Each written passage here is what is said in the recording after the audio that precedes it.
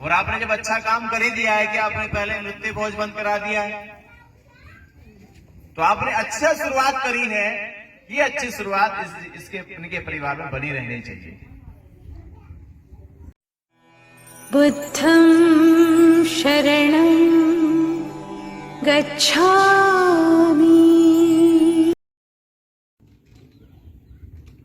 भोजन ग्रहण का अर्थ होता है कोई विशेष अवसर हो। दो चीज ध्यान रखना आप, सुख को बांटा जाता है, सुख जो होता है वो बांटा जाता है और दुख कम किया जाता है। जिसको कुछ सुख मिले तो वह चार आदमी में बांटने का काम करता है। अगर किसी को दुख मिल जाए तो उसके दुख कम करने के लिए आपका विचार होना चाहिए कि हम उसका दुख कैसे कम करें। हम दुख कम करने की योजना तो बनाते नहीं, हमने योजना बनाई नृत्य भोज किया जाए। तो अच्छा लगा मुझे कि आप लोगों ने इस पे प्रतिबंध लगाया। तो ये प्रतिबंध यहां नहीं, हमारे पूरे समाज में, पूरी मानव जाति में लगना चाहिए कि नृत्य भोज नहीं।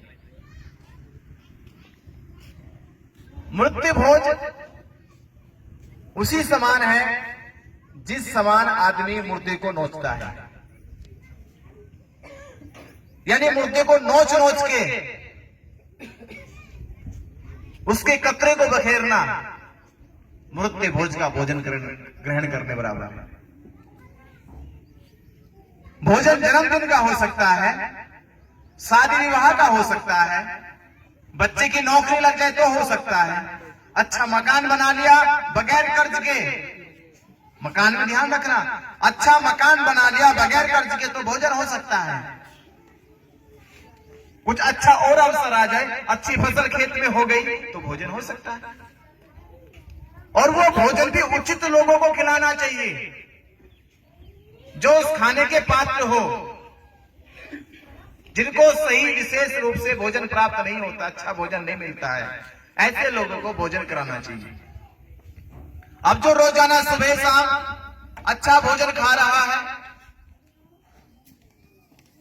खा खा के उसका शरीर बढ़ता जा रहा है, आप उससे भी कहते हैं हमारे यहां दावत है, उसे खाने की क्या जरूरत है, वो पहले ही घर पे बहुत कुछ खा रहा है अपने, आप उसे खिलाइए जिसे खाना नहीं मिल रहा समय पे।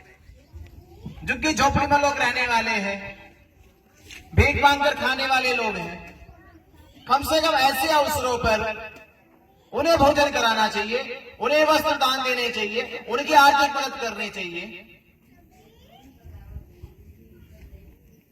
यहां किसी फोर व्हीलर से आने वाले को भी कहते हैं हमारे यहां दावत है, क्यों उसको भोजन नहीं मिलता, वो भोजन ग्रहण नहीं करता क्या? आप भोजन कराना चाहते हैं तो उसे कराइए जिसको भोजन की जरूरत है। पर ये अवसर को देखना चाहिए, किस अवसर पे कराए। ये अवसर है दुख को कम करने का। कैसे कम कर सकते दुख को आप सोचिए कि कैसे दुख कम होता है। तो दुख कम करने का एक ही रास्ता है बस, कि आदमी पे जब जिम्मेदारी का बोझ पड़ता है तो घबरा जाता है, सोचने लगता है कि भाई हमारे घर में कमाने वाले थे, बच्चों का भरण पोषण करने वाले थे, उनकी शिक्षा दीक्षा कराने वाले थे, अब वो हमारे बीच में नहीं रहे। तो बस आप उतना काम करें कि आप उनको आश्वस्त करें कि आपके बच्चों की शिक्षा दीक्षा वैसे होगी जैसे आपके पति सोचते थे, आपके बच्चों का लालन पालन वैसे होगा जैसे आपका पति सोचते थे। यानी उनकी पत्नी को ऐसा भी एहसास ना हो कि उनके पति जाने के बाद, बच्चों का एहसास ना उनके पिता जाने के बाद कि समाज के होते हुए भी, परिवार के होते हुए भी वो अपने आप को अकेला महसूस करता, उसे कहते हैं दुख कम करना।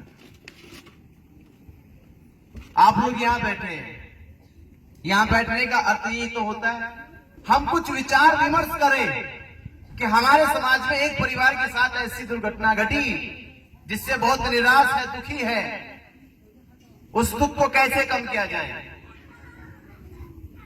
तो उस दुख को बस ऐसे कम किया जा सकता है कि उसकी जिम्मेदारी को थोड़ा हल्का कर, उसे ऐसा ना लगे कि सारा बोझ तुम्हारे कंधों पे आ गया। जिम्मेदारी को थोड़ा हल्का करोगे तो उसको थोड़ा सा सुकून मिलेगा, बच्चों को सुकून मिलेगा।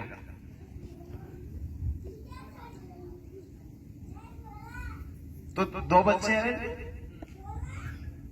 दोनों लड़के हैं, तो 2 बच्चे इनके हैं और मुझे लगता है कि वो 6-7 साल के हैं,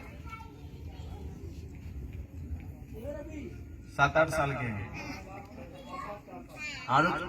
स्कूल जाने लायक है। आपका अच्छा गांव है, परिवार अच्छा है, आप लोग समाज के लोग अच्छे यहाँ पे आके बैठे हैं इतना, और आपने जब अच्छा काम कर ही दिया है कि आपने पहले नृत्य भोज बंद करा दिया है, तो आपने अच्छा शुरुआत करी है।